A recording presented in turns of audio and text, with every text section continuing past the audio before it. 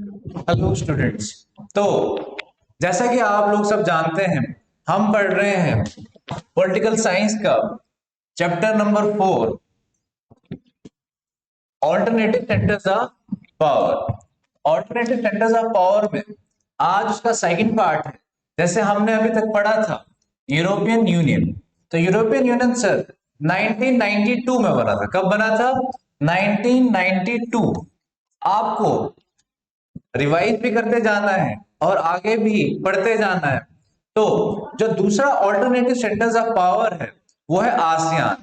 ठीक है, इसको जब एक्सपेंड करते हैं तो एक्सपेंड करके क्या बनता है? Association of south east Asian nation. क्या बनता है ये? Association of south east Asian Nations. ठीक है सर जी। अच्छा, ये during the second world war, देखो सेकेंड वर्ल्ड वॉर फिर से कब हुई? 1939 टू 45 किसके बीच में हुई? अलाइड और एक्सिस। इसके खत्म होने के बाद क्या स्टार्ट हो गई थी सर? कोल्ड वॉर स्टार्ट हो गई थी 1945 से लेके कब तक? 91 तक। अच्छा जी, उसके बाद जो आपका साउथ ईस्टर्न रीजन है, किसका? South eastern reason of Asia. देखो हमारे पास 7 कॉन्टिनेंट है ना, उसमें से एक कॉन्टिनेंट कौन सा वाला है? आपका एशिया। तो साउथ ईस्टर्न वाली साइड, जो साउथ ईस्टर्न साइड आपका जो एशिया पड़ता है, उसी को हम उसके जो कंट्रीज हैं, ठीक है, उन्होंने ही एक ऑर्गेनाइजेशन बनाया है, उसका नाम आसियान है। ठीक है, तो वर्ल्ड सेकंड के टाइम, ठीक है, इस एशिया को बहुत सफर करना पड़ा। किस वाले पार्ट को? साउथ ईस्टर्न वाले पार्ट को।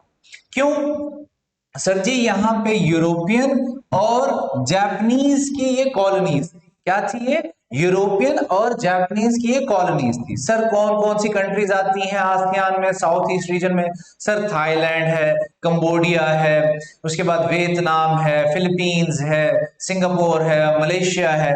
बहुत सारी ऐसी कंट्रीज हैं जिनके ऊपर किसका रूल था? जापानीज का और यूरोप का। तो सेकेंड वर्ल्ड वॉर के टाइम आपने याद रखना है, सेकेंड वर्ल्ड वॉर के time south eastern region was under European and Japanese colonialism. ठीक है। अच्छा, जब वॉर खत्म होती है, कौन सी war? Second world war, world war second खत्म होती है, तो इसको बहुत सारी प्रॉब्लम्स फेस करनी पड़ी। जैसे नेशन बिल्डिंग। नेशन बिल्डिंग होता है कि एक नेशन बनाना। नेशन कब बनता है? जब आपके पास कुछ चीजें कॉमन होती हैं। क्या होती हैं? कुछ चीजें कॉमन, जैसे common culture, common language, common identity, common history. ये सब चीजें जहां पे हो वहां पे नेशन बनता है। ठीक है। Nation means sense of oneness. Sense of oneness मतलब एक है हम। क्या हैं? हम एक हैं। तो जहां पे ये फीलिंग आ जाती है, फीलिंग ऑफ वननेस, तो उसको हम नेशन बोलते हैं। तो एक तो इन्होंने सभी जो भी कंट्रीज यहां पे इंडिपेंडेंट हुई उनको यूनाइट रखना था, और उस यूनिटी से उनको एक कंट्री बनानी थी, उनको एक नेशन बनाना था। दूसरा, यहां पे बहुत ज्यादा पॉवर्टी थी, और आप देख रहे हैं ये नेशन बिल्डिंग, ये पॉवर्टी, इकोनॉमिक बैकवर्डनेस, ये सारी जो प्रॉब्लम्स है ये इंडिया ने भी फेस की आफ्टर इंडिपेंडेंस। बहुत ज्यादा पॉवर्टी है सर, बहुत ज्यादा इकोनॉमिक बैकवर्डनेस है। वहां पे क्या है? इकोनॉमिकली बैकवर्ड है, उनकी जीडीपी इतनी ज्यादा नहीं है, ग्रॉस डोमेस्टिक प्रोडक्ट। वहां पे इंफ्रास्ट्रक्चर ज्यादा नहीं है। इंफ्रास्ट्रक्चर मतलब वहां पे इलेक्ट्रिसिटी नहीं है, वहां पे वाटर नहीं है, वहां पे रोड्स नहीं है, वहां पे ट्रांसपोर्टेशन नहीं है, वहां पे कम्युनिकेशन इतना स्ट्रांग नहीं है। ठीक है। तो वो इकोनॉमिकली क्या है? बहुत ज्यादा बैकवर्ड थे उस time at the end of the war. उनको ऊपर हमने ये भी देखा, जब कोल्ड वॉर खत्म हो, जब कोल्ड वॉर स्टार्ट होती है वर्ल्ड वॉर सेकंड के बाद, तो क्या होता है? कोल्ड वॉर स्टार्ट होती है। कोल्ड वॉर किसके बीच में स्टार्ट होती है? यूएसए और यूएसएसआर के बीच में। और इसको प्रेशराइज किया जा रहा है, किसको? ये जो साउथ ईस्टर्न कंट्रीज है इनको प्रेशराइज किया जा रहा है कि या तो आप ज्वाइन करो यूएसए को, या तो ज्वाइन करो किसको? यूएसएसआर को। यूएसए का western alliance, western alliance, western alliance में क्या क्या आएगा? आपका नेटो, जो कब बना था 1949 में। उसके बाद SEATO south east Asian treaty organization कब बना 1954। उसके बाद सेंटो, ठीक है, सेंटो सेंट्रल ट्रीटी ऑर्गेनाइजेशन 1955। तो ये सारे ऑर्गेनाइजेशंस को क्या लग पड़े बोलने कि वेस्टर्न अलायंस को ज्वाइन करो। यूएसएसआर का कौन था, वॉर्सा, वॉर्सा पैक्ट था इनका। वॉर्सा कहां पड़ता है आपका, पोलैंड में, ठीक है। तो वॉर्सा को ज्वाइन करो। वॉर्सा कब बना सर 1955 का।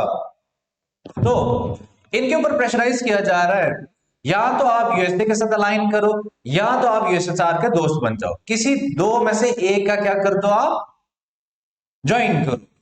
उसके बाद हमें यह भी पता है कि सर थर्ड वर्ल्ड भी बना।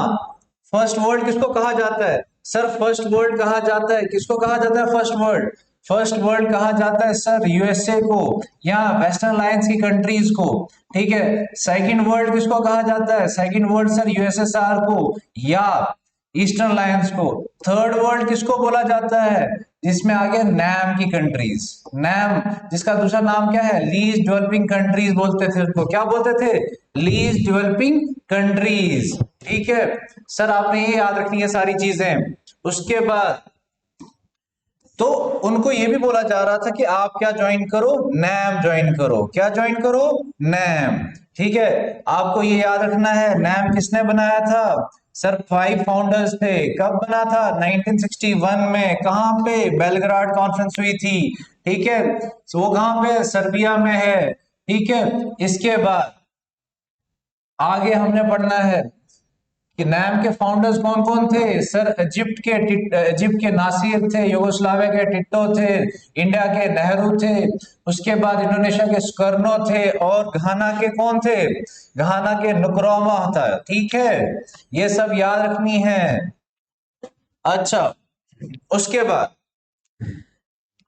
जो हमारा जो नैम था, नैम और बैंडूंग कॉन्फ्रेंस याद रखनी है, बैंडूंग कॉन्फ्रेंस और नैम, ये भी जो साउथ ईस्टर्न एशियन कंट्रीज थी, इनमें कोऑपरेशन और इंटरेक्शन क्या नहीं कर पाई, एस्टेब्लिश नहीं कर पाई, ठीक है। इंटरेक्शन बातचीत, कोऑपरेशन मतलब समझौता टाइप, समझौता तो नहीं, कोऑपरेट करना, एक दूसरे का साथ देना, वो नहीं कर पाए, ठीक है। तो ना इन्होंने नैम को ज्वाइन किया, ना इन्होंने किसको ज्वाइन किया, वेस्टर्न अलायंस को, ना ईस्टर्न अलायंस को। तो अल्टीमेटली इन्होंने क्या बना दिया, आसियान, अपना ही एक ऑर्गेनाइजेशन बना दिया, association of south east Asian nation, ठीक है।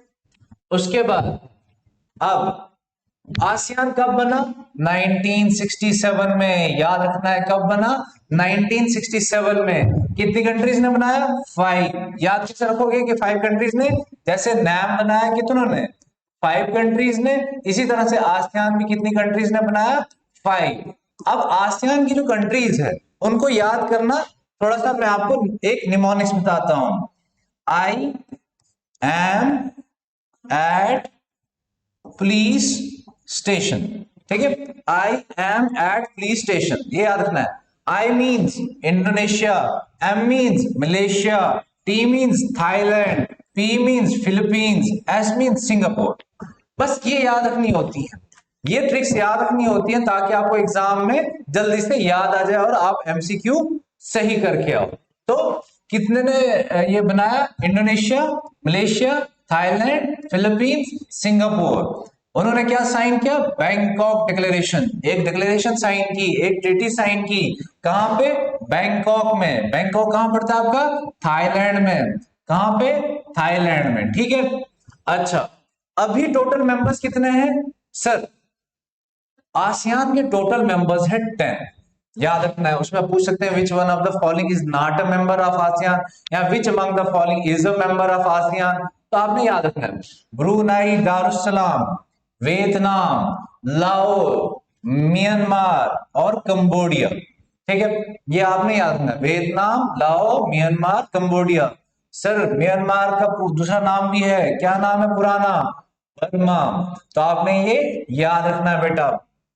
उसके बाद ये एक ऐसा वाहिद रीजनल, अकेला एक रीजनल ऑर्गेनाइजेशन है, रीजनल मतलब एक पर्टिकुलर रीजन में एशिया में, जिसमें एक पॉलिटिकल फोरम है जहां पे एशियन कंट्रीज जो हैं और मेजर पावर्स जैसे यूएसए, उसके बाद रशिया, चाइना, यहां पे इस प्लेटफॉर्म पे, किस प्लेटफॉर्म पे, आसियान पे क्या कर सकते हैं, पॉलिटिकल और सिक्योरिटी मैटर्स को डिस्कस कर सकते हैं। क्या बोला मैंने? ASEAN provides a platform where Asian countries and major power discuss political and security issues. ठीक है बेटा, याद रखना। And it is the only regional organization in Asia. ठीक है, इसके क्या क्या ऑब्जेक्टिव्स हैं, क्या क्या याद रखना है? 1967 5 countries, Bangkok declaration, total members 10, कौन कौन से कंट्रीज, और ये अकेला रीजनल एसोसिएशन है एशिया में, जहां पे क्या है, जहां पे एशियन कंट्रीज और मेजर पावर्स डिस्कस करती हैं पॉलिटिकल और सिक्योरिटी मैटर्स को। उसके बाद इसके कुछ ऑब्जेक्टिव्स होते हैं। देखो, जब भी एक ऑर्गेनाइजेशन बनता है उसके ऑब्जेक्टिव्स होते हैं। क्या होते हैं ऑब्जेक्टिव्स? कि हम क्यों बने, किस लिए बने। तो प्राइमरी ऑब्जेक्टिव्स क्या है? सबसे बड़ी बात, इकोनॉमिक ग्रोथ। हमें क्या करना है? इकोनॉमिकली डेवलप करना है। क्या करना है? अपने आप को इकोनॉमिकली डेवलप करवाना है। उसके बाद social progress and cultural development. ठीक है, सोशल प्रोग्रेस करनी है, सोसाइटी, सोशल मीन सोसाइटी को हमने प्रोग्रेस करवाना है, और कल्चर की डेवलपमेंट करनी है। Culture means way of living. Way of living का मतलब आपका ईटिंग, आपका ड्रेसिंग, आपका मैरिज, ये सारा किस में आता है? कल्चर में आता है। ठीक है बेटा, तो दो प्राइमरी ऑब्जेक्टिव्स, टोटल कितने ऑब्जेक्टिव्स? दो, economic growth, social progress and cultural development. याद रखना है, क्योंकि स्टेटमेंट्स में, एमसीक्यू स्टेटमेंट्स में भी आते हैं। ठीक है, स्टेटमेंट्स दी जाती है तो उन्होंने कहा which among the following is not correct regarding ASEAN organization, तो आपने वो याद रखना चाहिए। फिर सेकेंडरी ऑब्जेक्टिव क्या है? Peace, stability. और ये पीस और स्टेबिलिटी कैसे आएगा एशिया में या आसियान में? On the basis of rule of law. किसकी हुकूमत चलेगी, किसका राज चलेगा? कानून का। जंगल राज नहीं चलेगा, किसका राज चलेगा? कानून का। और किसके प्रिंसिपल्स, किसको फॉलो करेंगे आसियान? यूएन चार्टर के बेसिस पे सारी चीजें होंगी। ठीक है, यूएन, यूएन का मतलब यूनाइटेड नेशन ऑर्गेनाइजेशन, इसका भी क्या बना है? इसका भी एक डॉक्यूमेंट बना है, एक कॉन्स्टिट्यूशन बना है, उसको हम चार्टर बोलते हैं। क्या बोलते हैं? चार्टर। जैसे इंडिया का कॉन्स्टिट्यूशन है ना, उसके हिसाब से पूरी गवर्नमेंट पूरे कंट्री को गवर्न करती है।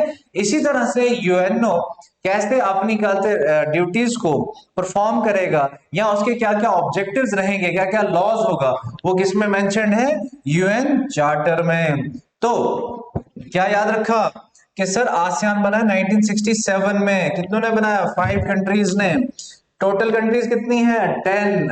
अच्छा, कौन सा डिक्लेरेशन हुआ है? Bangkok declaration. क्या क्या ऑब्जेक्टिव्स हैं? प्राइमरी और सेकेंडरी। प्राइमरी में कौन से? इकोनॉमिक और सोशल, और सेकेंडरी में पीस, स्टेबिलिटी वगैरह। तो ये आपका आ गया फ्लैग। ठीक है, ये वाला फ्लैग है सर, ये वाला। ठीक है, ये व्हाइट, ये ब्लू, ये रेड और येलो।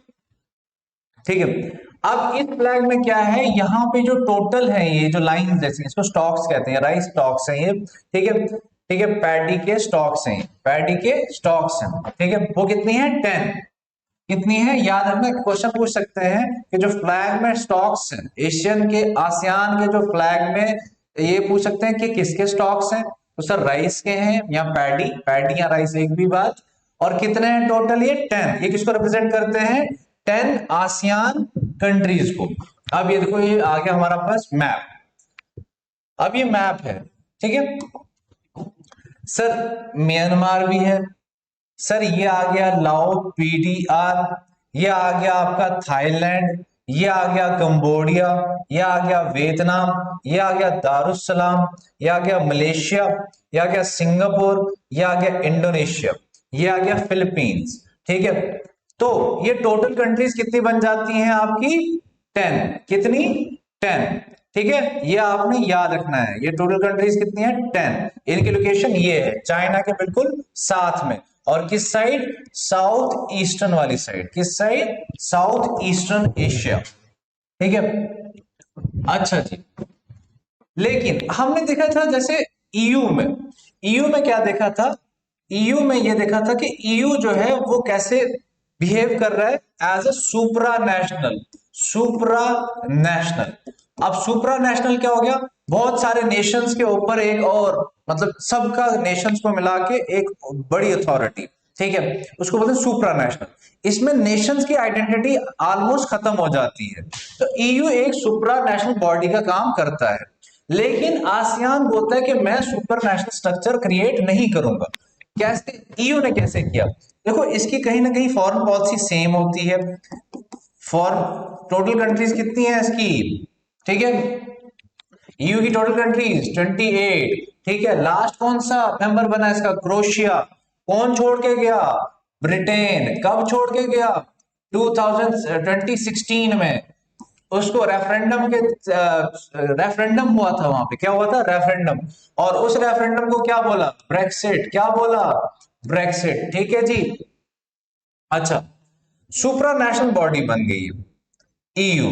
कैसे बनी सर, हर जो 28 मेंबर्स हैं, ऑलमोस्ट जो 28 मेंबर्स हैं, मैं बोल रहा हूं कि सब की ऑलमोस्ट मेजॉरिटी की जो फॉरेन पॉलिसी है वो same, security policy same, economic policy same.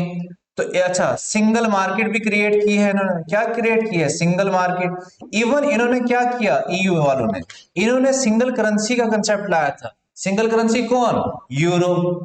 ये इस हिसाब से क्या बन जाता है, सुप्रा नेशनल बॉडी बन जाती है, सुप्रा नेशनल एक स्ट्रक्चर बन जाता है, ठीक है। लेकिन आसियान एक सुप्रा नेशनल स्ट्रक्चर नहीं बनाना चाहता। वो हर किसी की क्या रखना चाहता है, हर किसी की आइडेंटिटी को मेंटेन रखना चाहता है। हर किसी का डिफरेंट डिफरेंट क्या है, थोड़ा बहुत फॉरेन पॉलिसी डिफरेंट है उनकी, सिक्योरिटी पॉलिसी अलग है उनकी, ठीक है। अच्छा, दूसरी बात, अब इन्होंने क्या बनाया, आसियान ने एक आसियान वे, ठीक है, कि भैया बोलते हैं ना कि दैट्स माय वे, कुछ my way my rules my way, कुछ ऐसे करके। इसी तरह से आसियान का भी एक अपना रास्ता है, ठीक है, आसियान वे। इन्होंने बोला आसियान के की एक अपना ही स्वैग, क्या है, अपना एक स्वैग है, ठीक है। इन्होंने बोला क्या स्वैग है सर, हमारा जो सिस्टम है, जो स्टाइल है, वो इनफॉर्मल है, और हमारा नॉन कन्फ्रंटेशनिस्ट है। हम कन्फ्रंट नहीं करते किसी को, हम मतलब लड़ाई झगड़ा नहीं करते। हमारा कैसा इंटरेक्शन रहता है, कोऑपरेटिव, मतलब हम एक दूसरे से कोऑपरेट करते हैं ना, हमारा कन्फ्रंट नहीं करते, हम इंटरेक्शन करते हैं, हम कोऑपरेशन करते हैं। और हमारा जो स्टाइल है वो इनफॉर्मल है, फॉर्मल नहीं है, ठीक है। और क्यों, क्योंकि हम हर किसी की सॉवरेनिटी को बचाना चाहते हैं, ठीक है। Respect for national sovereignty. National sovereignty means जितने भी 10 मेंबर्स हैं, आसियान के जो 10 मेंबर्स हैं, हर किसी की इंडिपेंडेंस को क्या रखना चाहते हैं, हम मेंटेन रखना चाहते हैं, हम उसकी रिस्पेक्ट करते हैं, हम उसके इंटरनल या एक्सटर्नल डिसीजंस में इंटरफेयर नहीं करते। सपोज फिलीपींस जो है is the member of ASEAN. Philippines किसका मेंबर है, फिलीपींस आसियान का मेंबर है। किसका मेंबर है, आसियान का। देखो, अगर फिलीपींस के जो इंटरनल एंड एक्सटर्नल डिसीजंस है, अगर वो खुद ले रहा है, किसी के भी इन्फ्लुएंस के अंडर आके नहीं ले रहा, तो वो क्या है, सॉवरन है। लेकिन अगर वो आसियान के कहने पे अपने इंटरनल और एक्सटर्नल डिसीजंस ले रहा है, तो वो सॉवरन नहीं है। यही बात यहां की गई है कि हम जो है हर किसी मेंबर कंट्री की सॉवरेनिटी की रिस्पेक्ट करते हैं। उसके बाद फिर 1994 में सर बना कब ये आसियान, 1967। उसके बाद कहां पे आ रहे हैं हम, 1994। तो 1994 में हमने, इन्होंने क्या बनाया, ASEAN regional forum. ASEAN regional forum ARF बनाया। ARF में क्या होगा, यहां पे सिक्योरिटी और फॉरेन पॉलिसी के ऊपर कोऑर्डिनेशन होगा। क्या होगा, सिक्योरिटी और foreign policy. ASEAN regional forum, याद रखना, 1994 में बनाया गया। किस लिए बनाया गया, यहां पे 10 के 10 जो कंट्रीज हैं वो किसके बारे में डिस्कस करेंगे, सिक्योरिटी और फॉरेन पॉलिसी के बारे में, ठीक है। फिर उसके बाद सर 1994 हो गया। अब 2003 में आसियान ने, हम आसियान पढ़ क्यों रहे हैं, क्योंकि ये एक इमर्जिंग क्या है, ऑल्टरनेटिव सेंटर ऑफ पावर। जैसे हम ईयू पढ़ा, ठीक है, उसी तरह से हमने आसियान पढ़ना है। देखो हम सार्क भी पढ़ते, south Asian association of regional countries, south Asian association of regional countries, ठीक है। वो हम क्यों नहीं पढ़ रहे हैं, वो सिलेबस में क्यों नहीं डाला, क्योंकि वो ऑलमोस्ट अब क्या हो चुका है, खत्म होने पे आया है, ठीक है। उसकी मीटिंग्स नहीं हो रही हैं। क्यों नहीं हो रही, क्योंकि इसमें पाकिस्तान एक मेंबर है, तो पाकिस्तान और इंडिया आपस में अभी डायलॉग नहीं कर रहे, क्योंकि बहुत सारे क्या हुए हैं, इनमें टेंशंस हुई हैं, ठीक है। अच्छा, और ये किसकी हेजेमनी को कहीं ना कहीं झटका दे रहे हैं, ये यूएसए की हेजेमनी को भी झटका दे सकते हैं। फिर यहाँ ये आसियान जो है, ये बैलेंस करने के काम आता है। किसको बैलेंस, क्योंकि एशिया में दो ही रीजनल पावर्स हैं, एक चाइना है और एक इंडिया है। तो चाइना का आसियान में ज्यादा रोल ना हो, तो आसियान ने खुद ही क्या बना दिया, मतलब इन जो साउथ ईस्टर्न कंट्रीज ने खुद ही एक ऑर्गेनाइजेशन बना दिया ASEAN, to counter China's rise, ठीक है। तो 2003 में इन्होंने क्या बनाया, इन्होंने आसियान कम्युनिटी बनाई। क्या बनाई 2003 में, आसियान कम्युनिटी। अब आसियान कम्युनिटी में क्या क्या है, आसियान कम्युनिटी में सर तीन कंपोनेंट्स हैं, एक आसियान सिक्योरिटी कम्युनिटी, एक आसियान इकोनॉमिक कम्युनिटी, और तीसरा सोशो कल्चरल कम्युनिटी। सर 2003 में इन्होंने एक कम्युनिटी बनाई, उस कम्युनिटी में आगे तीन सब कम्युनिटीज थी, यहाँ कम्युनिटीज थी, कौन कौन सी, security community, economic community and socio cultural community. Sir ये आसियान रीजनल फोरम क्या है, यहाँ पे हम फॉरेन पॉलिसी और सिक्योरिटी पॉलिसी को डिस्कस करेंगे, ठीक है सर जी, हर चीज अलग अलग है, ठीक है। अब आसियान एग्जैक्टली है क्या, आसियान का ज्यादा रोल जो है एज ए इकोनॉमिक एसोसिएशन, क्या है ये, इकोनॉमिक एसोसिएशन है, ठीक है। आसियान नो डाउट एक स्मॉलर इकोनॉमी है, जैसे ईयू जो थी वो लार्जर इकोनॉमी थी, किससे, यूएस से। ये स्मॉलर इकोनॉमी है, किससे, यूएस से, ईयू से और जापान से। लेकिन मेन बात क्या है आसियान की, ये बहुत फास्ट ग्रो कर रही है, और इन सबसे फास्ट ग्रो कर रही है, यूएस से भी, ईयू से भी और जापान से भी, जापान से भी। It is growing faster than that of US economy, EU economy and Japan economy, इसीलिए इंपॉर्टेंट हो जाती है ये। लेकिन ये स्मॉलर इकोनॉमी है, ठीक है, किससे, यूएस, ईयू और जापान, ठीक है। ऑब्जेक्टिव क्या है किसका, आसियान इकोनॉमिक कम्युनिटी का, हमने पढ़े ना तीन कम्युनिटीज, तो मेन हम पढ़ रहे हैं किस कम्युनिटी को, इकोनॉमिक कम्युनिटी को। सर एक तो सिंगल मार्केट बनानी है हमने, क्या बनानी है, आसियान में सिंगल मार्केट बनानी है, और आसियान को हमने प्रोडक्शन बेस बनाना है।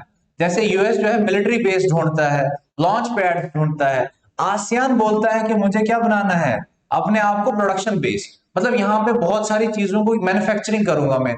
जैसे आजकल आप बहुत सारी इंडिया में आप चीजें देखते हो, जैसे प्यूमा की, एडिडास की या नाइकी की, वो मेड इन वियतनाम आता है, ठीक है। तो वो कहीं ना कहीं क्या बन रहा है, आसियान एक प्रोडक्शन बेस बन रहा है, ठीक है। दूसरा, जितने भी 10 की 10 इकोनॉमिक मेंबर्स हैं इनकी, उनकी सोशल और हमने क्या करनी है, इकोनॉमिक डेवलपमेंट करनी है। क्या करनी है, सोशल और इकोनॉमिक डेवलपमेंट करनी है।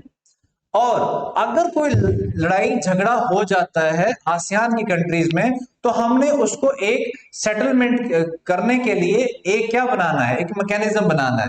क्या बनाना है, मैकेनिज्म, ठीक है। अगर कभी भी आसियान की कंट्रीज में क्या आ जाता है, कोई डिस्प्यूट आ जाता है, तो उसको सेटल करना है, तो उसके लिए एक मैकेनिज्म बनाया गया जिसका नाम दिया गया ASEAN dispute settlement mechanism.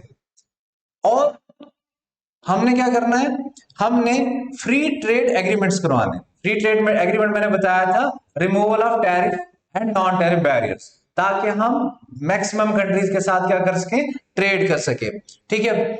Free trade agreement उससे क्या करना है, हमने इन्वेस्टमेंट लानी है, इन्वेस्टमेंट मतलब हमने बाहर की कंट्रीज को, बाहर की कंट्रीज की जो एमएनसीज हैं, ठीक है, उनको बोलना है कि आप इन्वेस्ट करो।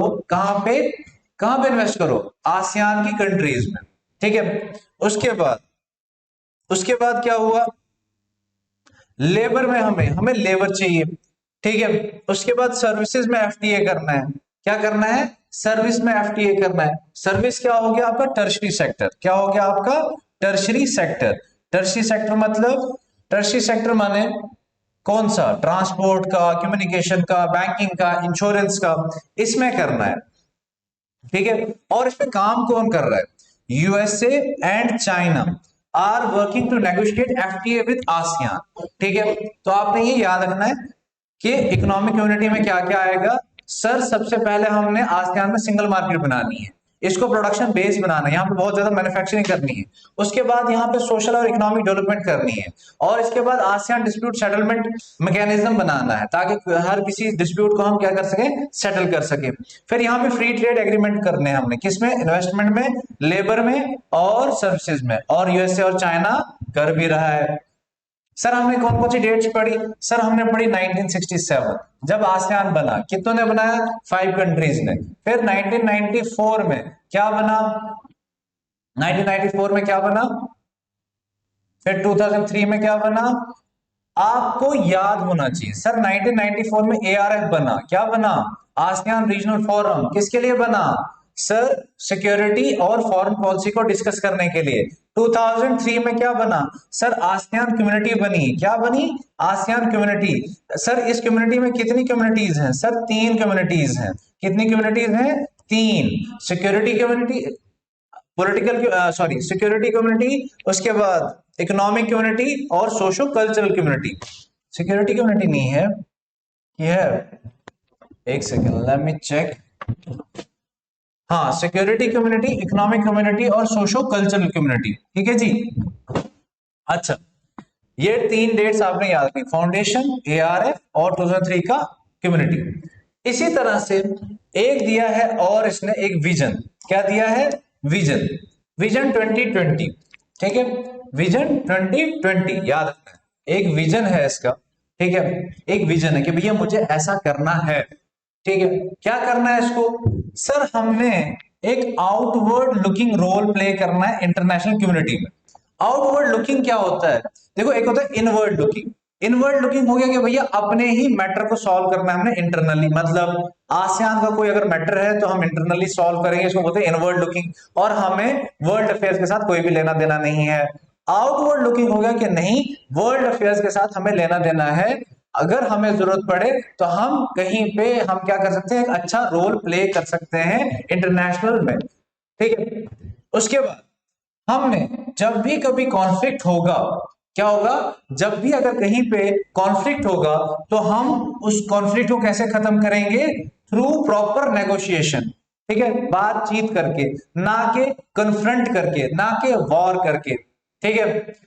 इसमें याद रखना है, इसने मीडिएटर का रोल प्ले किया था। किसने? आसियान ने। किन 2 कॉन्फ्लिक्ट्स में? कंबोडियन कॉन्फ्लिक्ट में, याद रखना है, और ईस्ट तिमोर क्राइसिस। अब अगर मैं यहां पे क्वेश्चन पूछूं कि नैब में जो नेहरू थे, उन्होंने किस कंट्री में क्या किया था? मीडिएटिंग रोल किया था बिटवीन यूएस एंड यूएसएसआर। तो आपको याद होना चाहिए सर, कोरिया। तो कोरिया कब वॉर चल रही थी सर? 1950 से लेके 53 तक वॉर चल रही थी। तो इसमें क्या किया था उन्होंने? मीडिएटिंग का रोल प्ले किया था। इसी तरह से आपने याद रखना है, सिर्फ इतना ही याद रखना है, इसको डिटेल में नहीं जाना है कि कंबोडियन कॉन्फ्लिक्ट क्या था, ईस्ट तिमोर क्राइसिस क्या था, नहीं, आपको ये पूछा नहीं जाएगा, ठीक है। तो इसमें क्या करना है sir? ASEAN was playing a mediator role in Cambodian conflict and the East Timor crisis, ठीक है। उसके बाद ये किस पे यकीन करती है सर? इंटरेक्शन, बार बार बोल रहा हूं, कंसल्टेशन, ठीक है, अच्छा, डिस्कशन, ठीक है। और ये इवन जो नॉन रीजनल ऑर्गेनाइजेशंस हैं, जो नॉन रीजनल ऑर्गेनाइजेशन जो इस रीजन के हैं ही नहीं, वो बाहर रीजन के हैं, उनके साथ भी ये नेगोशिएट करती है, उनके साथ भी कंसल्ट करती है, इंटरेक्शन करती है। और ये याद रखना है कि ये कब मिलते हैं, ये जो आसियान की कंट्रीज है क्या है, कभी मिलते भी हैं, कितने सालों में मिलते हैं, ठीक है। तो सर ये एनुअली मिलते हैं, ठीक है, एनुअली मिलते हैं। क्या डिस्कस करने के लिए, ईस्ट एशियन कोऑपरेशन को। तो याद रहा विजन 2020 क्या है, outward looking, sir mediating role, negotiations, consultation, interactions और मीटिंग एनुअली, ठीक है। विजन 2020 भी हो गया हमारा। क्या क्या पढ़ा सर, दोबारा से 1967 पढ़ा, 1994 पढ़ा, 2003 पढ़ा, 2020 पढ़ा। तो ये सब डेट्स आपको याद रहनी चाहिए। क्यों याद रहनी चाहिए, क्योंकि क्रोनोलॉजिकल ऑर्डर में पूछा जाता है। तो बेटा क्रोनोलॉजी समझिए, क्रोनोलॉजी को याद करिए, ठीक है। अच्छा, उसके बाद इंडिया और आसियान का क्या रिलेशन, इंडिया और आसियान का क्या रिलेशन है। सर जब कोल्ड वॉर चल रही थी, सर कब चल रही थी कोल्ड वॉर, सर दोबारा से 1945 से लेके 1991 तक चली। अच्छा सर, इसके बीच में हमारा क्या रिलेशन था, सर हमने इस पर अटेंशन ही नहीं दी उस टाइम। जो आसियान की कंट्रीज थी, Vietnam, Cambodia, Philippines, Malaysia, Thailand, Singapore, हमने ब्रुनाई, दारुसलाम, बहुत सारी और हमने इनको अटेंशन ही नहीं किया, मतलब हमें इंटरेस्ट ही नहीं था इनसे। We are not interested in, किस में इंटरेस्टेड नहीं थे, आसियान रीजन में।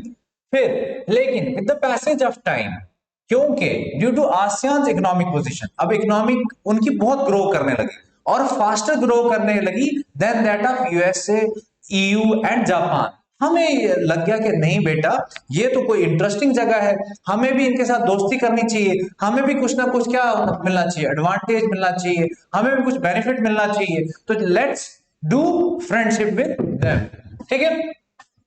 अच्छा, और इसमें सिर्फ इंडिया ही नहीं क्या इंटरेस्टेड हो गया, चाइना भी इंटरेस्टेड हो गया, ठीक है।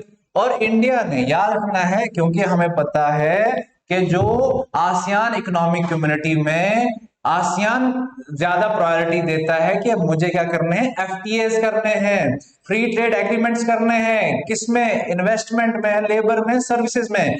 तो इसीलिए इंडिया ने भी एफटीए किए हैं इन कंट्रीज के साथ। किन किन कंट्रीज के साथ, तीन कंट्रीज के साथ, सिंगापुर, मलेशिया एंड थाईलैंड।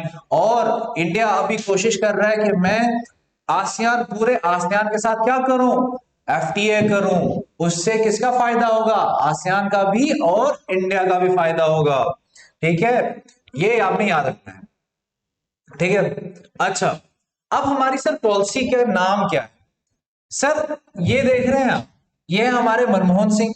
कौन है ये, मनमोहन सिंह, प्राइम मिनिस्टर, जो रहे हैं 2004 से लेके 2014 तक प्राइम मिनिस्टर, 2004 से लेके 2014 तक। उस टाइम पे इन्होंने एक पॉलिसी निकाली आसियान के लिए, उसका नाम था लुक ईस्ट पॉलिसी। क्या नाम था उनका, लुक ईस्ट पॉलिसी। अगर पूछा जाएगा कि look east policy was a policy for which organization या फॉर विच इंटरनेशनल ऑर्गेनाइजेशन या फॉर विच रीजनल ऑर्गेनाइजेशन, तो नीचे दिया जाएगा सार्क, आसियान, यूरोपियन यूनियन या नन ऑफ दीज। तो आपने आसियान लिखना है। यहां क्वेश्चन पूछ सकते हैं, look east policy was introduced by the following prime minister, by which following prime minister, तो आपने लिखना है मनमोहन सिंह। फिर उसके बाद 2014 में जब कौन आया, जब मोदी जीता, कौन जीता, नरेंद्र मोदी, ठीक है, प्राइम मिनिस्टर बने। उसके बाद 2014 से लेके अभी तक चल रहे हैं। तो 2014 में लुक ईस्ट पॉलिसी को नाम चेंज करके क्या रखा, एक्ट ईस्ट पॉलिसी। क्या नाम रखा, एक्ट ईस्ट पॉलिसी। ये बात आपने याद रखनी है। अगर उन्होंने पूछा कि look east policy was, the name of look east policy was changed into act east policy in the year, तो आपने क्या लिखना है, 2014, ठीक है। ये बात आपको याद रहनी चाहिए, ठीक है। और इसमें सिर्फ आसियान ही नहीं आता लुक ईस्ट पॉलिसी और एक्ट ईस्ट पॉलिसी में, इसमें चाइना भी आता है, जापान भी आता है और साउथ कोरिया। याद रखना है, चाइना, जापान और साउथ कोरिया। यहां से मैं क्वेश्चन बना सकता हूं, नॉर्थ कोरिया और साउथ कोरिया किस पैरेलल के अलोंग जो है डिवाइड हुआ है, तो आपको याद रहना चाहिए 38 पैरेलल। फिर अगर उन्होंने क्वेश्चन पूछा कि जो लुक ईस्ट पॉलिसी है क्या वो सिर्फ आसियान के लिए है, तो नहीं सर जी, वो जापान के लिए भी है, वो चाइना के लिए भी है, और वो साउथ कोरिया के लिए भी है। साउथ कोरिया क्या डेमोक्रेटिक कंट्री है या सोशलिस्ट कंट्री है? ये आपको याद रखना है। साउथ कोरिया जो है वो हमारी क्या है, डेमोक्रेटिक कंट्री है। नॉर्थ कोरिया सोशलिस्ट है। आसियान आपका खत्म होता है। क्या खत्म हो जाता है? आसियान खत्म हो जाता है। अब जो तीसरा ऑल्टरनेटिव सेंटर्स ऑफ पावर है वो है आपका चाइना। ठीक है, चाइनीज इकोनॉमी पढ़ेंगे अब हम। किसको? चाइना को, चाइना की इकोनॉमी को पढ़ेंगे। सर चाइना को आजादी कब मिली, या चाइना जो है पीआरसी कब बना? सर ये पीआरसी जो है पीपल्स रिपब्लिक ऑफ चाइना बना 1949 में। ठीक है, और अंडर माओज लीडर कौन? माओ। इसने क्या? कम्युनिस्ट रेवोल्यूशन लाया। क्या लाया? Communist revolution. अब चाइना में क्या आ जाएगा? कम्युनिज्म और सोशलिज्म। अगर उन्हें पूछा कि सर चाइना में कम्युनिज्म किसके लीडर के अंडर आया, तो आपने लिखना माओ। किसके अंडर? माओ के अंडर। ठीक है, पीआरसी कब बना? 1949 में। ठीक है, तो चाइना ने कौन सा इकोनॉमिक मॉडल फॉलो किया? ठीक है, तो इन्होंने फॉलो किया सोवियत मॉडल। कौन? किसका? सोवियत मॉडल, जिसको मैंने आपको बार बार पढ़ाया है कि सोवियत मॉडल में क्या है? स्टेट ओनरशिप है, स्टेट ओनरशिप ऑफ लैंड है, स्टेट ओनरशिप ऑफ ये प्रोडक्टिव एसेट्स है, स्टेट ओनरशिप ऑफ इंडस्ट्रीज है। मतलब हर कुछ किसके पास होगा? मालिकाना जो हक है, ओनरशिप राइट्स है, वो किसके पास होंगे? वो किसके पास होंगे? सिर्फ स्टेट के पास। प्राइवेट प्रॉपर्टी का कंसेप्ट नहीं होगा। प्राइवेट प्रॉपर्टी का कंसेप्ट कहां होता है? कैपिटलिज्म में। ठीक है बेटा। अच्छा सर, इन्होंने क्या किया? सोवियत मॉडल इकोनॉमी, वही स्टेट ओन करेगी हैवी इंडस्ट्रीज को। जैसे हैवी इंडस्ट्रीज क्या? आयरन एंड स्टील वाली इंडस्ट्री। ठीक है, और जो पैसा आएगा, पैसा इन्होंने बोला कहां से आएगा? एग्रीकल्चर से पैसा आएगा। एग्रीकल्चर से पैसा आएगा, उस पैसे का हम यूज कहां पे करेंगे? इंडस्ट्री बनाने में। देख रहे हैं हमने क्या किया था? इंडिया ने 1947 के बाद पहले ही फोकस कर दिया था हमने किस पे? इंडस्ट्रीज पे। हमने एग्रीकल्चर पे नहीं किया था। तो जब इंदिरा गांधी आई थी तब उन्होंने एग्रीकल्चर के ऊपर फोकस किया था, ग्रीन रेवोल्यूशन लाया था। ठीक है, फिर बहुत सारे रेवोल्यूशन आए थे, व्हाइट रेवोल्यूशन आया था, ठीक है, पिंक रेवोल्यूशन आया था। ठीक है, लेकिन इन्होंने स्टार्टिंग से ही फोकस किसके ऊपर रखा? एग्रीकल्चर। कि भैया जो एग्रीकल्चर से स्टार्ट करेंगे, क्योंकि एग्रेरियन इकोनॉमी थी, जैसे इंडिया की भी एग्रेरियन इकोनॉमी थी। एग्रेरियन मतलब majority of the people are dependent on agriculture for their sustenance. ठीक है, तो ये इन्होंने बोला जो एग्रीकल्चर से पैसा आएगा वो कहां पे लगाएंगे हम? इंडस्ट्री के ऊपर। ठीक है, लेकिन अब ये क्या नहीं कर पा रहे थे?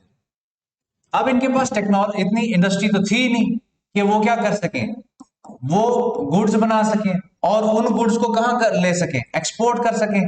और एक्सपोर्ट जब करता है कोई चीज तो बदले में हमें क्या मिलता है? डॉलर। क्या मिलता है हमें? डॉलर। मतलब फॉरेन करेंसी मिलती है। क्या मिलती है बदले में? Foreign currency. ठीक है, अब फॉरेन करेंसी को क्या बोलते हैं? Forex, foreign exchange. क्या बोलते हैं? Foreign exchange. इंडस्ट्री डेवलप है नहीं इनकी, उसके बाद गुड्स मैन्युफैक्चर हो नहीं रहे, एक्सपोर्ट हो नहीं रहा, डॉलर आएगा नहीं। डॉलर आएगा नहीं तो हम इंपोर्ट कुछ कर नहीं पाएंगे। समझ रहे हैं बात? इंपोर्ट हो गया बाहर से चीजें खरीदना। हमने खरीदना क्या था? चाइना ने खरीदना था टेक्नोलॉजी, चाइना खरीदना था गुड्स। टेक्नोलॉजी में कौन एडवांस था? वेस्ट एडवांस था सर जी। इंडस्ट्रियल रेवोल्यूशन वहां आया था, ब्रिटेन में आया था। ठीक है, तो इन्होंने स्टार्ट कर दी डोमेस्टिक प्रोडक्शन कि भैया हमें कोई जरूरत नहीं है, अगर इंपोर्ट नहीं कर पा रहे, क्यों नहीं कर पा रहे? फॉरेक्स नहीं है। फॉरेक्स क्यों नहीं? एक्सपोर्ट नहीं कर पा रहे, तो हम डोमेस्टिक प्रोडक्शन स्टार्ट कर देंगे। क्या स्टार्ट कर देंगे? Domestic production. जैसे इंडिया ने भी बोला है कि हम क्या करेंगे? डोमेस्टिक प्रोडक्शन स्टार्ट करेंगे, हम फॉरेन कंट्रीज पे डिपेंडेंट नहीं रहेंगे। तो मोदी जी ने कौन सा कहते स्टार्ट कर दिया?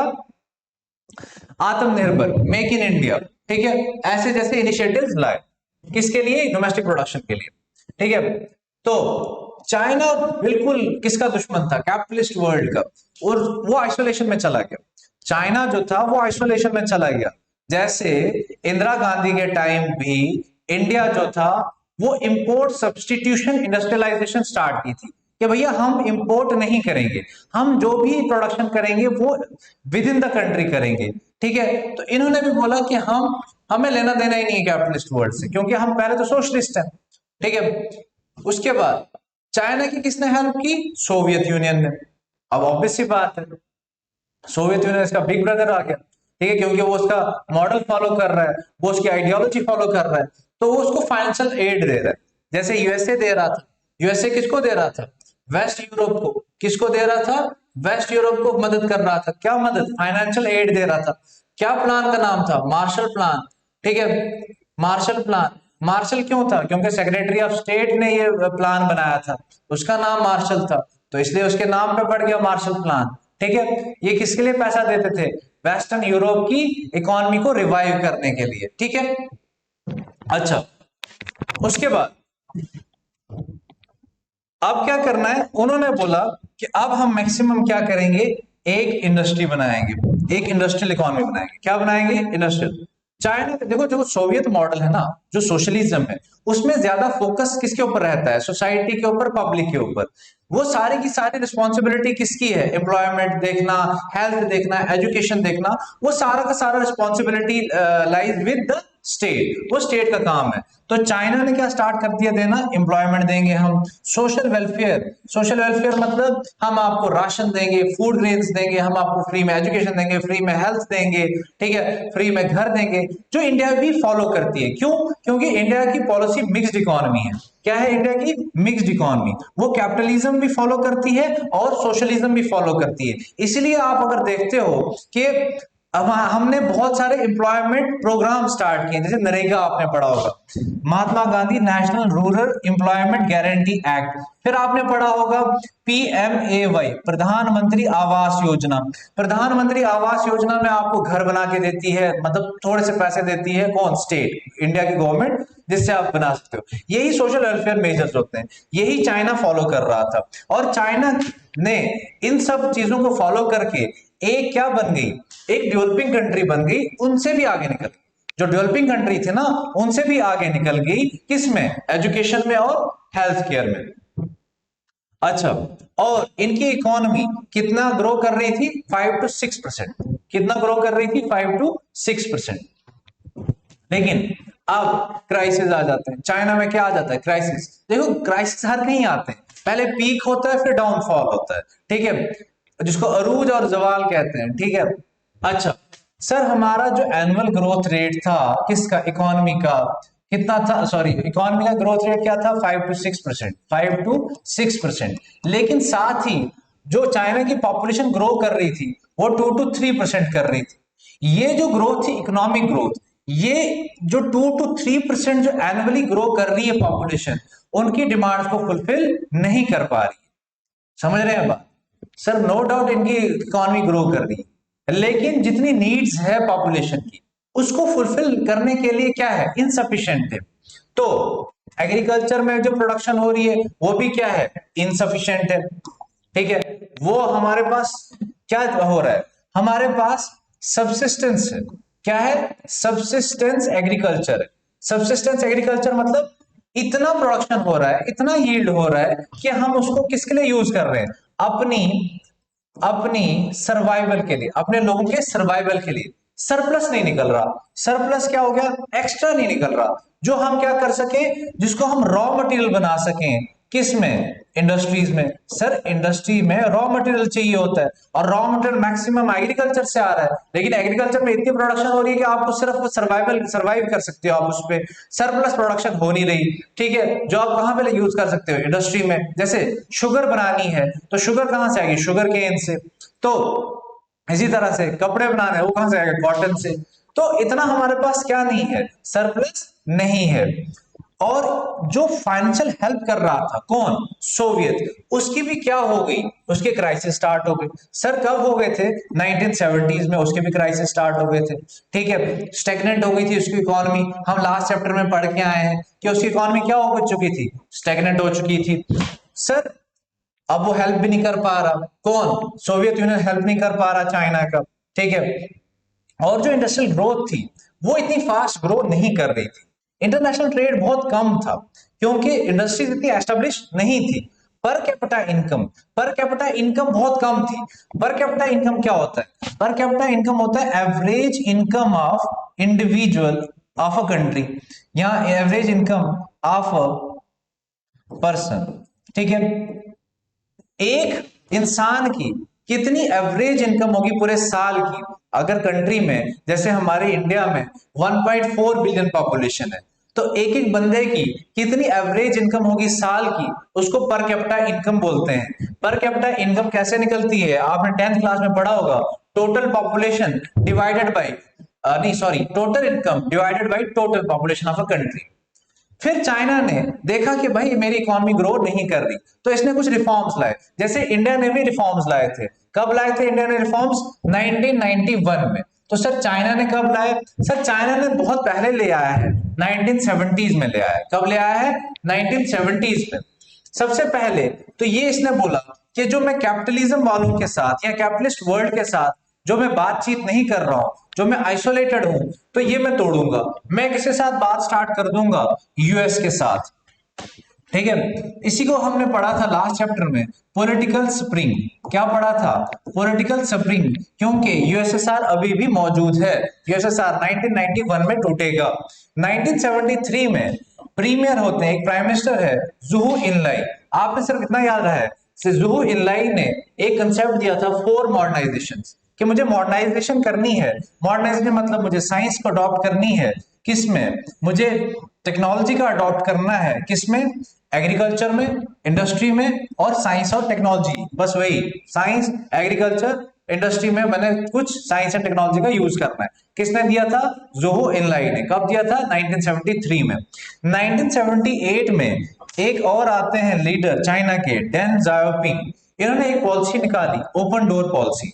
अब आपको याद होगा, इसी तरह से एक ओपन डोर पॉलिसी किसने निकाली थी? रशिया में एक लीडर थे, याद रखो, मिखाइल गॉर्बेचुक। ठीक है बेटा, ऐसे ही याद रखता है, लिंक बनाना पड़ता है। क्या बनाना पड़ता है? लिंक बनाना पड़ता है। ठीक है, ओपन डोर पॉलिसी से इन्होंने बोला हम अब इन्वेस्टमेंट्स एक्सेप्ट करेंगे।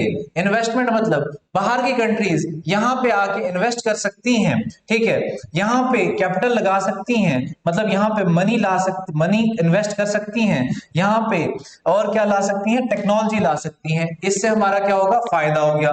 तो ओपन कर दिया, जैसे इंडिया ने भी ओपन किया था अपनी इकोनॉमी को 1991 में। तो इन्होंने कब कर दिया था? इन्होंने बहुत पहले ही कर चुके थे, 1978। इसीलिए कहीं ना कहीं ये माना जाएगा कि चाइना इतना डेवलप क्यों है या इतना आगे हमसे क्यों है, क्योंकि उसने बहुत जल्दी काम किया था। अब हमने यूएसएसआर के केस में शॉक थेरेपी पढ़ा था। शॉक थेरेपी अगर आपको याद होगा, तो transition from authoritarian regime to democracy. तो वहां पे शॉक थेरेपी की वजह से उनकी या अथॉरिटेरियनिज्म से डेमोक्रेसी में एकदम आने की वजह से इकोनॉमी उनकी कोलैप्स कर चुकी थी, बहुत ज्यादा अनएम्प्लॉयमेंट हो चुकी थी, फूड की शॉर्टेज थी, ठीक है, कहीं ना कहीं कंट्री ही फेल हो रही थी।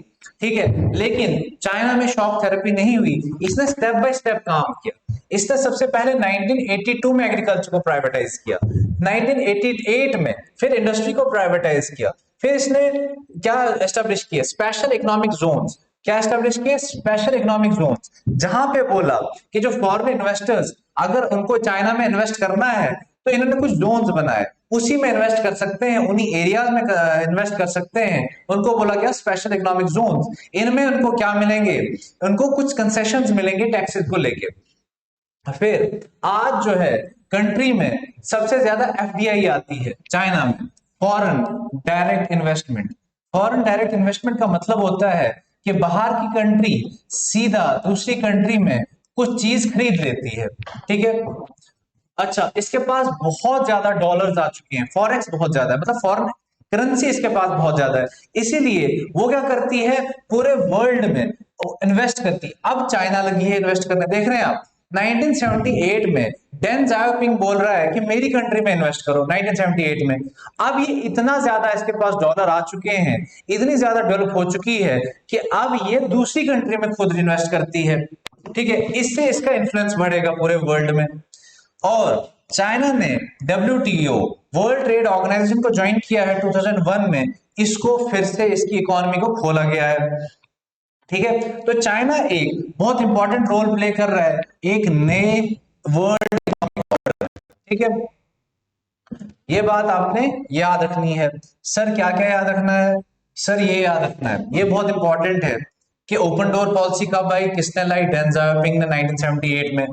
ये फोर मॉडर्नाइजेशन का कंसेप्ट किसने दिया? जोहो एनलाई ने 1973 में। 1972 के साथ क्या हुआ? यूएसए के साथ उन्होंने कर दिया। लेकिन देखो हर किसी को क्या नहीं मिलता। जैसे आपने देखा होगा इंडिया में ग्रीन रेवोल्यूशन आया, तो ग्रीन रेवोल्यूशन पूरे इंडिया में बेनिफिशियल नहीं हुआ।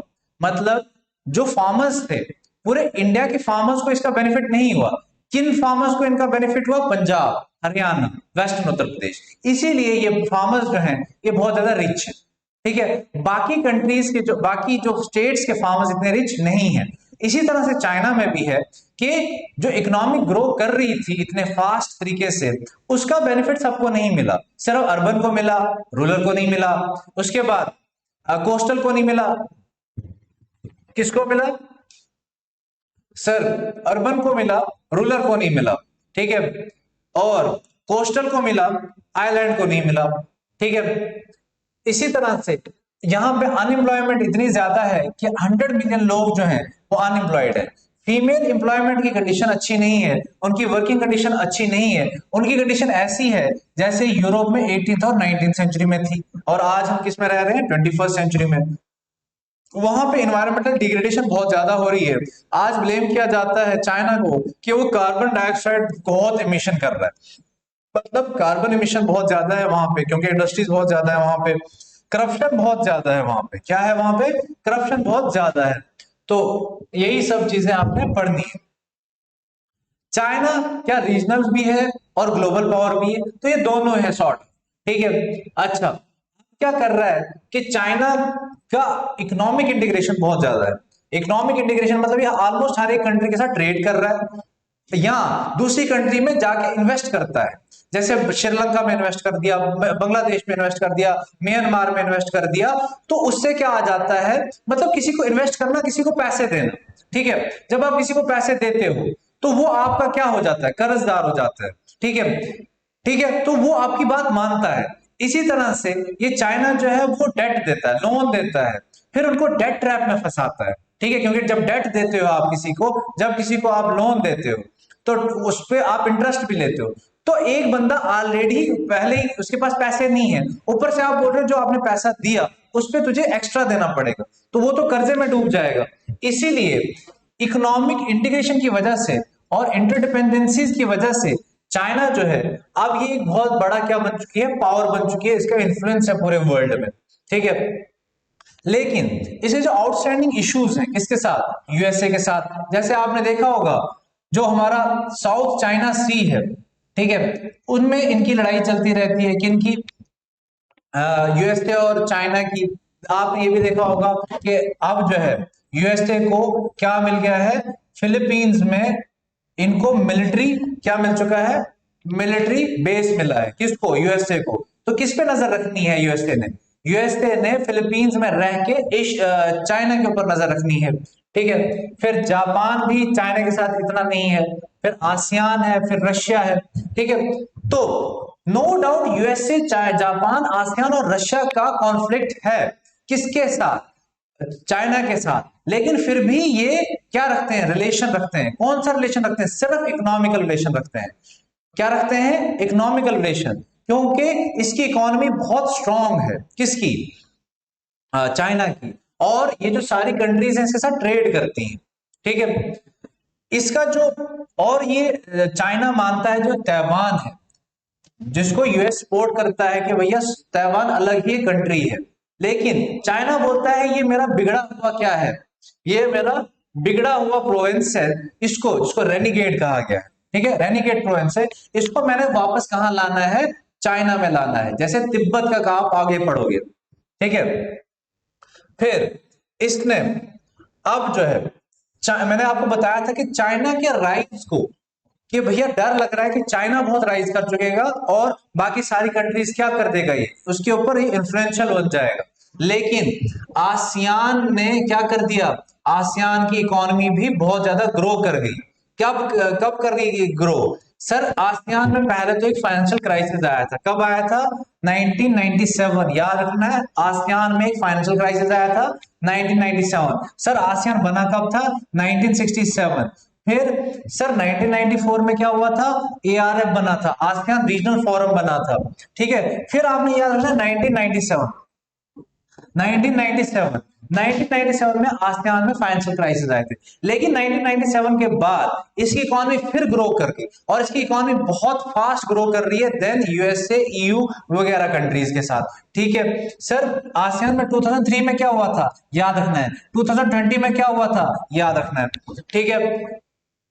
तो चाइना का राइज जो है उसको काउंटर कौन कर रहा है, आसियान कर रहे हैं, इंडिया भी कर रहा है, ठीक है। चाइना का हेवली इन्वेस्टमेंट कहां पे, लैटिन अमेरिका, ठीक है। और इसको क्या बना देता है, ग्लोबल पावर बनाता है, क्या बनाता है इसको, ग्लोबल पावर। ये खत्म, क्या खत्म, चाइना का राइज खत्म। अब इंडिया चाइना रिलेशन, ये हमारा लास्ट टॉपिक है आज का।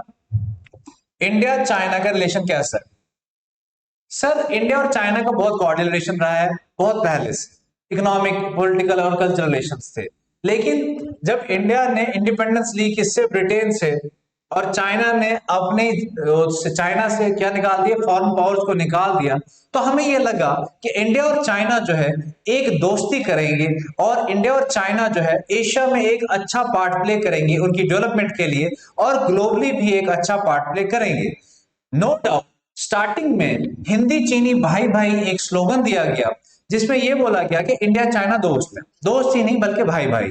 लेकिन फिर जब आपने देखा होगा कि चाइना ने किसके ऊपर कब्जा किया था, तिब्बत के ऊपर, कब किया, 1950 में। आपको यह भी याद होगा तिब्बत में एक दलाई लामा जी रहते हैं, ठीक है, दलाई लामा, ये बुद्धिस्ट के बहुत बड़े मॉन्क हैं।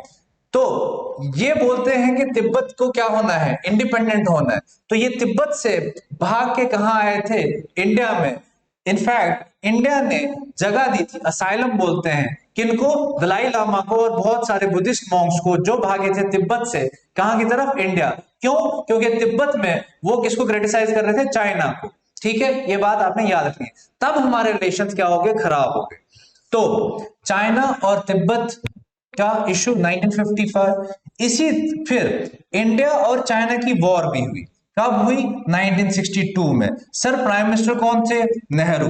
कहा जाता है कि नेहरू की जो डेथ का मेन रीजन है वो ये है कि चाइना को क्या समझता था नेहरू, कि हमारा दोस्त है, हमारा भाई है, चाइना हम पे कभी भी अटैक नहीं करेगा। क्यों, क्योंकि हमने एक एग्रीमेंट साइन किया था, पंचशील। क्या साइन किया था, पंचशील, जिसमें 5 पॉइंट्स हैं कि भैया mutual benefit, mutual integrity, mutual respect वगैरह है, ठीक है। ये कब साइन किया था, 1954 में।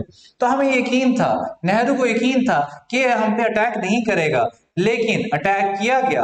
कहां पे, अरुणाचल प्रदेश में, और अक्साई चिन कहां, लद्दाख। और आपको याद रखना है कि अक्साई चिन जो है वो भी किसके पास है, वो चाइना के पास है। और आपको अभी याद होगा कुछ ही दिनों पहले अरुणाचल प्रदेश में क्या हुई थी, लड़ाई हुई थी, एक किनके बीच में, इंडिया और चाइना के सोल्जर्स के बीच में, और ये अभी भी चल रही है। जैसे आपने देखा होगा कि डोकलाम इंडिया, भूटान और चाइना के बीच में पड़ता है, इंडिया भी लड़ रहा है और चाइना भी लड़ रहा है। फिर गालवान क्लैशेस हुए थे, गालवान क्लैशेस में ये लद्दाख में हुए, जहां पे इंडियन सोल्जर्स की डेथ हुई, चाइना के सोल्जर्स की भी डेथ हुई, ठीक है। फिर अभी जो है अरुणाचल प्रदेश के 11 प्लेसेस का नाम जो है वो चेंज कर रहा है, कौन, ये चाइना, क्योंकि चाइना समझ रहा है अरुणाचल प्रदेश मेरा है, ठीक है। अच्छा, और ये कब तक हमारे रिलेशंस खराब रहे, 1976। कब खराब हुए थे, स्टार्ट हुए थे रिलेशंस हमारे, स्टार्ट हुए थे खराब होना 1950, और कब तक रहे, 1976 तक खराब ही रहे। फिर 1976 में क्या होता है, चाइना में लीडरशिप चेंज हो जाती है, और हमारे रिलेशंस क्या हो जाते हैं, अच्छे बनना स्टार्ट होते हैं। क्यों, क्योंकि चाइना प्रैक्टिकली सोच रहा है और इतना वो आइडियोलॉजी में बिलीव नहीं कर रहा है। तो 1981 में टॉक स्टार्ट हुई, किसके बीच में, इंडिया और चाइना के बीच में, ठीक है। जैसे अभी भी अगर हमारे पास जैसे पैंगोंग का इशू है, गालवान का इशू है, तो अभी भी हम मिलिट्री टॉक्स कर रहे हैं, ठीक है। तब भी टॉक्स चल रही थी बॉर्डर डिस्प्यूट को लेके। तो सबसे बड़ा इनका इंप्रूवमेंट कब हुई रिलेशन में, जब राजीव गांधी ने विजिट किया चाइना में। कब किया है विजिट, 1988 में, ठीक है। हमारे रिलेशन इंप्रूव हुए, हमने बोला कि कॉन्फ्लिक्ट को कम किया जाएगा, पीस एंड ट्रांक्विलिटी बनाई जाएगी, कल्चरल एक्सचेंजेस होंगे, कोऑपरेशन होगा साइंस एंड टेक में। फिर और इसमें याद रखना है इंडिया और चाइना के बीच में 4 बॉर्डर पोस्ट को खोला गया, किसके लिए? ट्रेड के लिए। सर इंडिया और चाइना का ट्रेड कितना है? सर ये बहुत इंक्रीज हुआ है, पहले 338 था 1992 में, अब कितना है?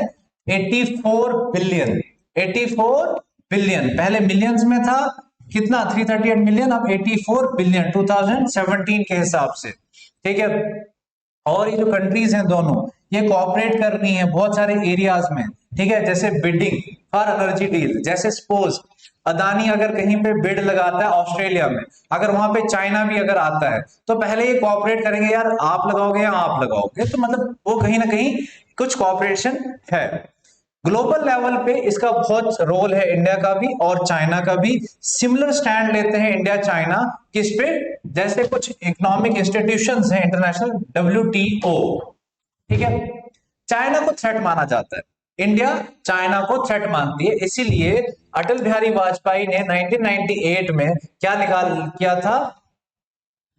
किया था? न्यूक्लियर टेस्ट किया था, जिसको हम पोखरान बोलते हैं। क्या बोलते हैं? पोखरान टेस्ट किया था, ठीक है, ऑपरेशन पोखरान, इस पे मूवी भी बनी है। क्यों किया था हमने न्यूक्लियर टेस्ट?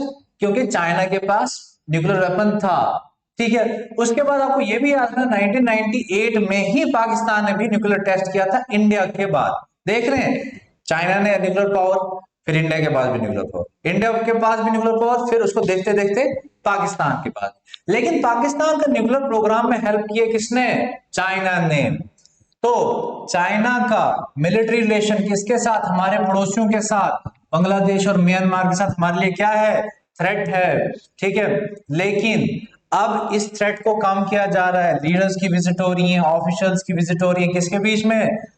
दोनों कंट्रीज की कैपिटल्स के बीच में। ट्रांसपोर्टेशन बढ़ रहा है, कम्युनिकेशन बढ़ रहा है, इकोनॉमिक इंटरेस्ट हो रहे हैं, ग्लोबल कंसर्न्स हो रहे हैं, तो हमारे रिलेशंस अब अच्छे हो रहे हैं, ठीक है।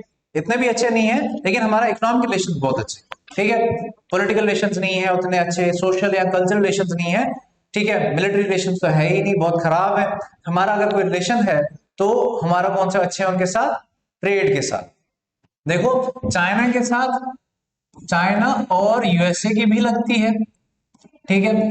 वो आपस में क्या करते रहते हैं? एक दूसरे को क्रिटिसाइज करते रहते हैं, लेकिन ट्रेड वो दोनों करते हैं। इसी तरह से चाइना और इंडिया एक दूसरे को थ्रेट मानते हैं, लेकिन दोनों एक दूसरे से ट्रेड करते हैं, ठीक है। मतलब हमें क्या आना चाहिए? बिजनेस चलना चाहिए, बाकी सब काम चले ना चले, बिजनेस चलना चाहिए।